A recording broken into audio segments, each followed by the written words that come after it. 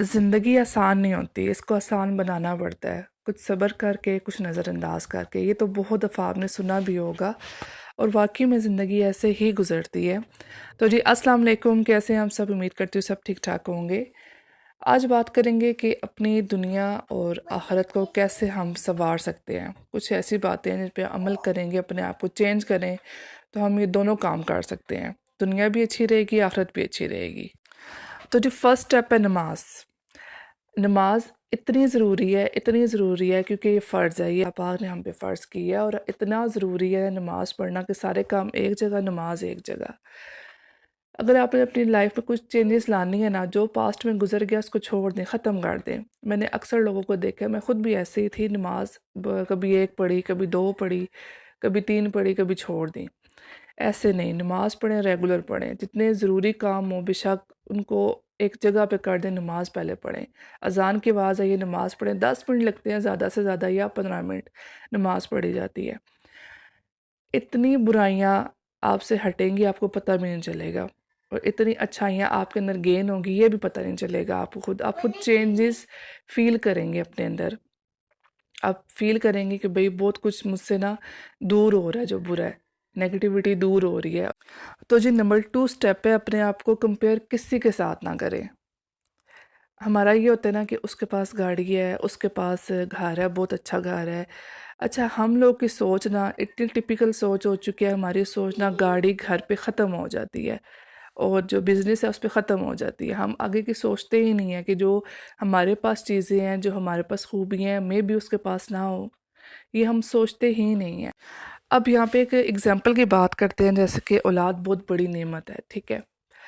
अब औलाद की अच्छी तरबियत करना, औलाद को अच्छा पढ़ाना, औलाद के अंदर नेगेटिविटी को दूर करना, पॉजिटिव चीज़ें उसके अंदर लेके आना, ये बहुत बड़ी बात है। ये हम नहीं सोचते। अगर हो सकता है आपके पास ये सारी खूबियाँ हों जो अपनी औलाद को आप सिखा रही हों, जिनके साथ आप कंपेयर कर रहे हो अपने आप को, उनकी औलाद ऐसी ना हो। मेन चीज़ ये आ गई। दूसरी चीज़, अगर किसी के पास गाड़ी गाड़ी है, घर है, सब कुछ है, उसके पास सुकून नहीं होगा। अक्सर लोगों का मैं ये सुनती हूँ कि सब कुछ है हमारे पास लेकिन हमें रात को नींद नहीं आती सुकून से। नींद कितनी ज़रूरी है, ये आपको शायद अंदाज़ा ही नहीं है कि नींद का ताल्लुक पैसे से नहीं है, नींद का ताल्लुक किसी भी चीज़ के से नहीं है, नींद का ताल्लुक सिर्फ़ और सिर्फ़ सुकून से है। सुकून होगा तो नींद आएगी, दिमाग फ्रेश होगा, दिमाग चलेगा। जिनको नींद ही नहीं आती, जो गोलियाँ खा के सोते हैं, तो उनसे क्या अपने आप को कंपेयर करना छोड़ दें इस बात पे भी कि आप सुकून से रह रहे हैं। आप ये चीज़ देखें, आप सुकून से सो रहे हैं। नींद सबसे बड़ी ना मुझे लगता है जहाँ तक नेमत है, क्योंकि हम सोते हैं, सो के उठते हैं, अल्लाह का शुक्र अदा करते हैं बगैर किसी टैबलेट के खाए पिए। ये एक बात होगी। तीसरे नंबर पे बात है जो, अगर उसके पास गाड़ी है, आपके पास बाइक है, आप उन लोगों को देखें जिनके पास बाइक भी नहीं है, जो साइकिल पे जा रहे हैं। अच्छा, उनको भी छोड़ दें। उनको देखें जिनके पास साइकिल भी नहीं है, वो पैदल जा रहे हैं। अपने आप को कंपेयर करना छोड़ दें। उसका कलर ऐसा है, मेरा कलर ऐसा नहीं है, उसके बाल ऐसे हैं, मेरे बाल ऐसे नहीं हैं। मेन कि हमारे अंदर बहुत ज़्यादा जेलसी भरी हुई है कि हम दूसरों को देखते हैं ना, तो हम कहते हैं हम क्यों नहीं, हमारे ऊपर ये चीज़ें अप्लाई क्यों नहीं हुई। फिर हम गिले शिकवे शुरू कर देते हैं, अपने अल्लाह पाक से शुरू कर देते हैं, नाउज़ुबिल्लाह कहना नहीं चाहिए। हम शुरू कर देते हैं कि भई हमें ऐसा क्यों नहीं बनाया, हमारे पास ये चीज़ नहीं है तो उनको क्यों दी हुई है। आप ये देखें, उनके पास अगर ये सारा कुछ है, उनके पास सुकून नहीं होगा। वो कहीं न कहीं बेसुकूनी का शिकार रहेंगे।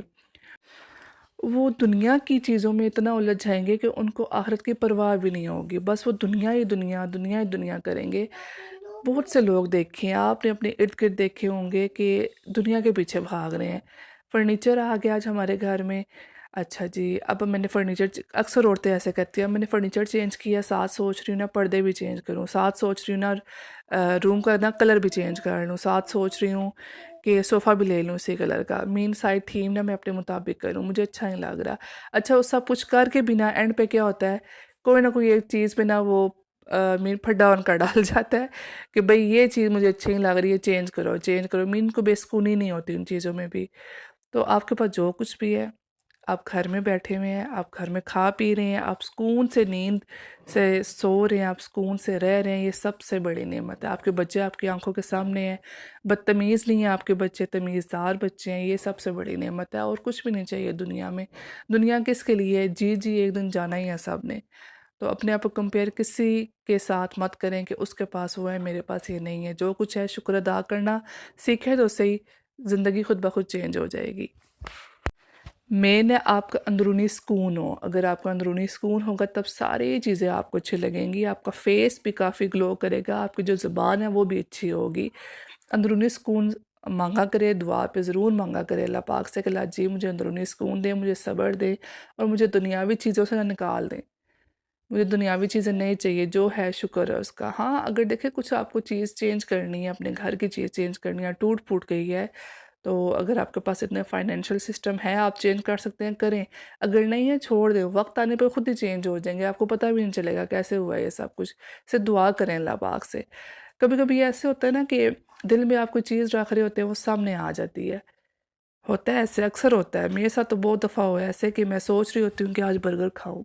खाली ना ज़हन में मेरी बात होती है, वो देखती हूँ बस पढ़ने जाते हैं, वो देखती हूँ मेरी सिस्टर मुझे भेज देती है। मेन कि जो आपके ज़हन में होता है ना, अगर आप किसी के सामने बयान ना भी कर सकें, अल्लाह पाक सुन रहे होते हैं। अल्लाह पाक हर चीज़ को सुन रहे होते हैं, बस हम ना गिला करने, शिकवा करने बैठ जाते हैं। नहीं, शुक्र करना सीखें तो सही, ज़िंदगी आसान हो जाएगी। तो जी नंबर 3 स्टेप आता है मदद करें। मदद करेंगे ना तो यकीन जाने दिली खुशी होगी, लेकिन मदद कर रहे ज़रूर, जितलाएं बिल्कुल भी नहीं। ये भी एक पॉइंट है कि मदद करके आप जितला रहे हैं, आप उसको जगह जगह नशर कर रहे हैं कि मैंने उसकी मदद, फ़लाँ की मदद की थी, फ़लाँ को मैंने इतने पैसे दिए हैं, फ़लाँ को मैंने कपड़े दे दिए हैं। ये चीज़ आपने नहीं करनी। मदद करें, छुप के करें, किसी को पता भी ना चले। तो मदद करने का तरीका ये है, अगर आप फाइनेंशियली इतने सपोर्टिव हैं, अगर आपके पास फाइनेंशियली इतनी चीज़ें हैं कि आप मदद कर सकते हैं, आप राशन उसको डाल दें महीने का, आप उनके बच्चों की फ़ीस पे कर दें, यूनिफ़ॉर्म ले दें, कपड़े ले दें, काफ़ी चीज़ें हैं। अगर फाइनेंशियली आपके पास इतना कुछ नहीं है, आप नहीं सपोर्ट कर सकते, तब भी आप मदद कर सकते हैं। कैसे? कि आप अपनी बातों से भी मदद कर सकते हैं। आप किसी को अच्छा मशवरा देंगे, वो भी उसकी मदद में आता है। मदद आप ऐसे कर सकते हैं, आपके कपड़े हैं आपके पास, ठीक है? आपके अगर आप दे सकते हैं कपड़े अपने, जो पहने हुए कपड़े हैं वो भी आप दे सकते हैं किसी को, लेकिन इतने भी रफ़ कपड़े ना दें कि अगले बंदे की तज़लील हो जाए। वो कपड़े दें जो कि आप ये समझे कि ये मैंने पहने हैं ना, ये भी पहन सकती है या ये भी पहन सकता है, वो कपड़े दें। वो नहीं जो बिल्कुल घिसे-पिटे, ख़राब हुए हुए, जिस तरह रफली जिस तरह कपड़े होते हैं, वो भी बिल्कुल मत दें। ऐसी मदद करें ना जिससे आप भी खुश हों, हमारा अल्लाह पाक भी खुश हो। तो ये चीज़ ज़रूर अपने ज़हन में रखिएगा कि अगर आप किसी को अपने कपड़े भी दे रहे हैं, वो ऐसे कपड़े हों जो पहनने के लायक हों, बिल्कुल ख़राब रफ़ ना हो। ये भी मदद के ज़ुमरे में आता है। भूखे को खाना खिला दें, ये भी मदद है, ये बहुत बड़ी मदद है। किसी भूखे को खाना खिलाएंगे, उसके पेट से दुआ निकलेगी, उसके दिल से दुआ निकलेगी, उसकी ज़बान से दुआ निकलेगी। ये बहुत बड़ी हेल्प है। खाना हर किसी के घर में बनता है, और कुछ ऐसे भी लोग हैं जिनके घर खाना नहीं बनता, आपको पता है वो लोग हैं, आपके घर के आस-पास हैं, कोशिश करें कि उनके घर ना खाना आप दे दें, ये भी हेल्प है। सालन बना के दे दें, अगर आपका सालन है, 1 कटोरी किसी को दे दी, कोई फ़र्क नहीं पड़ेगा इससे, ये एक हेल्प हो जाएगी। आपका दिल भी मुतमईन होगा, हमारे अल्लाह पाक भी राज़ी होंगे। तो ये मदद करनी चाहिए, किसी भी एंगल से मदद ज़रूर करनी चाहिए। अगर आपके बच्चे स्कूल जाते हैं, तो अपने बच्चों को इस चीज़ का सिखाएँ, ज़रूर सिखाएँ। अब देखो बेटा, कोई क्लास में ऐसा बच्चा तो नहीं है, किसी को कॉपी की ज़रूरत तो नहीं है, किसी को पेंसिल की ज़रूरत तो नहीं है, बताना मुझे। ये छोटी-छोटी चीज़ों से भी मदद कर सकते हैं। कॉपी पेंसिल दे दें उसको, उसको इरेज़र शार्पनर ले दें, ये भी हेल्प हो जाती है। हेल्प के कई तरीके हैं, आप करें तो सही, आपको दिली सुकून मिलेगा। तो जी अब अगली बारी आती है सदका करना। ये स्टेप मेन स्टेप है। इस मेन स्टेप मैं इसलिए कहूँगी क्योंकि सदका जितना हो सके सदका करें। अगर आप सदका नहीं कर रहे हैं अपनी लाइफ में, तो समझिए आप बहुत पीछे रह चुके हैं, आप कभी भी आगे बढ़ नहीं सकते।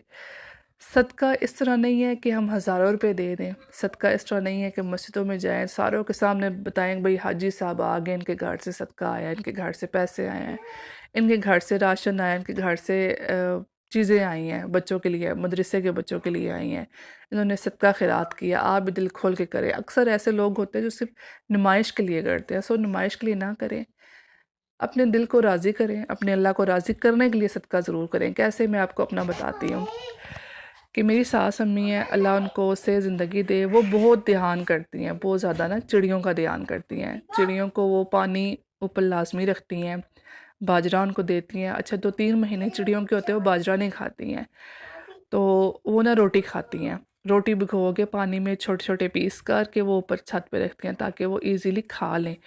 और एक और बात भी करती हैं, रात को ना हम ये जो रोटियों के टुकड़े होते हैं ना जो बच जाते हैं, मीन के एक रोटी में से कुछ पीसेस बच के, कुछ अलग से ऐसे बच के, तो हम वो ना जो आते हैं ना गली मोहल्ले में ये रोटी छान वाले, उनको हम नहीं देते हैं।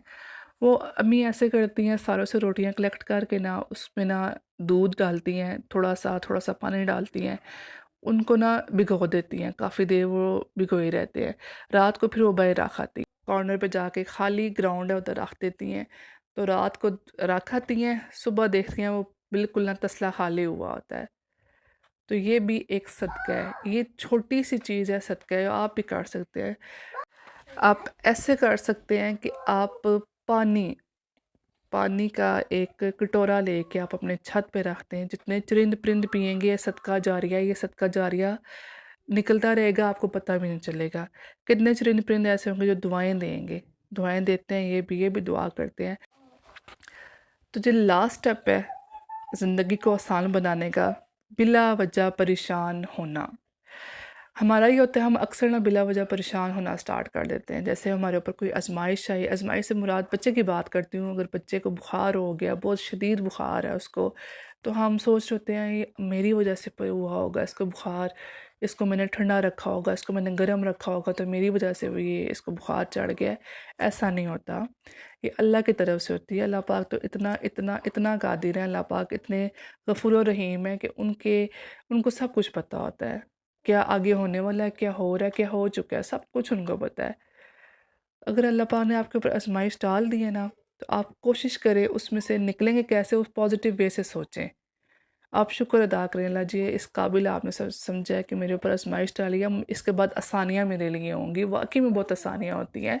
जिस तरह मैं अपनी बात करूँगी, एक पार्सल था जो मैंने आपको बताया था कि इतना फ्रॉड हुआ था मेरे साथ, तो उसके बाद ना जो और मैंने पार्सल एक दो बंदियों से जिन पे मैं बहुत ट्रस्ट करती हूँ मंगवाए हैं, तो उनमें से मुझे काफ़ी ज़्यादा फ़ायदा हुआ है, नुकसान नहीं हुआ, और मुझे डबल फ़ायदा हुआ है। जो मैंने पार्सल मंगाया था उससे मुझे डबल फ़ायदा हुआ, मुझे पता था मुझे फ़ायदा होगा।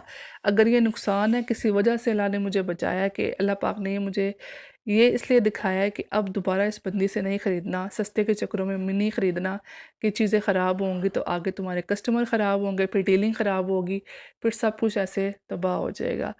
लेकिन मेरा दिल बहुत मुतमईन था, मुझे ये पता था कि इसके बाद ना मुझे काफ़ी ज़्यादा मिलना है। ऐसी होता है आज़माइशें अगर आपके ऊपर आ जाएँ, तो आप उनसे भागें मत, दौड़ें मत, 2 नवाफ़िल अदा करें, शुक्र अदा करें कि शुक्र अल्लाह जी आज़माइश में डाला है, इसमें से निकालें भी। और कहते हैं ना, इन्ना माल उसरी युसरा, बेशक मुश्किल के साथ आसानी है। एक ये आयत है और एक ये है, अल्लाह पाक गलती को तय माफ़ करे अगर मैं कोई गलत तर्जुमा सा बोल जाऊँ। बेशक मुश्किल के बाद आसानी है, मुश्किल के बाद भी आसानियाँ काफ़ी आती हैं, हमें समझ नहीं आती, हम ना मुश्किल में बस अपने अल्लाह को याद कर रहे होते हैं। और एक और बात बताऊँ, जो लोग अल्लाह से बड़े दूर हो जाते हैं ना, अल्लाह पाक उन पे एक इतनी बड़ी आजमाइश डालता है, फिर वो अल्लाह अल्लाह अल्लाह करते हैं। अल्लाह पाक ये दिखाते हैं कि तुम्हें मैंने इतनी ढील दी हुई थी, तुमने किया क्या उसमें? कुछ भी नहीं किया। तुम लोगों का दिल दुखा रहे हो, तुम माल में वो कर रहे हो, मिलावट कर रहे हो, तुम ख़यानत कर रहे हो, अमानत में ख़यानत कर रहे हो, तुम लोगों के साथ धोखा कर रहे हो, तुम्हें मैंने बहुत ढील दी हुई थी, अब इससे ना मुझे ना बच के दिखाओ। फिर वही बंदा होता है जो कि सारों से ना चालाकबाजियाँ गा रहा होता है, एंड पे क्या होता है, अल्लाह अल्लाह गा रहा होता है। अल्लाह पाक उसको आजमाइश में डालते हैं। फिर अगर उस पॉइंट पे वो समझ गया ठीक है, ना समझा क्या होगा, उससे डबल वो फिर ये चीज़ें करेगा। तो बस समझने की ज़रूरत है, अपने आप को इस एबल बनाएं कि आप समझ सकें और पॉजिटिव वे की तरफ जा सकें। ये 5 स्टेप है, अगर ज़िंदगी में आपने आजमा लिए ना, तो आपकी ज़िंदगी भी आसान, आखिरत भी आसान, और आपका दिली सुकून ना वो हमेशा बरकरार रहेगा। तो मैं भी आपको मेरे स्टेप पसंद आए हों। पहला स्टेप जो आपको बताया था नमाज के अदायगी, दूसरा स्टेप बताया था डोंट बी कंपेयर, तीसरा बताया था मदद करें, चौथा बताया था सदका दें, पांचवा बताया था बिला वजह परेशान मत हो। ये 5 स्टेप है, अपने ऊपर लागू कर लें, ज़िंदगी बहुत आसान हो जाएगी। आप यकीन करेंगे दुनिया के झंझट से ना निकल जाएंगे। आपको कोई भी चीज़ अच्छी नहीं लगेगी। आपको ये अच्छा लगेगा नमाज टाइम पे पढ़नी है। आपको ये अच्छा लगेगा कंपेयर नहीं करना, जो कुछ है शुक्र है। आपको ये भी अच्छा लगेगा मदद करना। आप जब तक मदद नहीं करोगे आपको सुकून नहीं आएगा। लेकिन इन सारी चीज़ों में शो ऑफ नहीं करना। आपने नमाज पढ़ो, मैं बहुत नमाजी हूँ, मैं पढ़ रही हूँ, ये नहीं। आपने शो ऑफ नहीं करना। आप जितना आप संभल के ठहर के अपने आप को चलाएंगे उतनी ज़िंदगी आसान होती जाएगी। उम्मीद करती हूँ ये वीडियो आपको पसंद आई होगी। अगर इसमें से कुछ भी आपको सीखने की एक लाइन भी अगर आपको मिलती है ना सीखने की, तो ज़रूर आप मेरी वीडियो को लाइक करें और ज़रूर शेयर कीजिएगा।